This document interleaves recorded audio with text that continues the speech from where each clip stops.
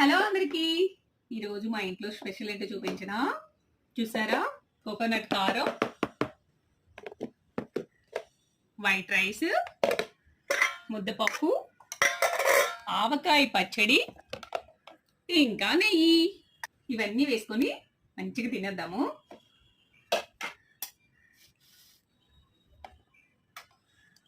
ఆహా, ఈ ముద్దపప్పు ఆవకాయ అసలండి చికెన్ బిర్యానీలు కానీ చికెన్లు కూడా సరిపోవు, అంత టేస్టీగా ఉంటాయి. మాకైతే చాలా ఇష్టం.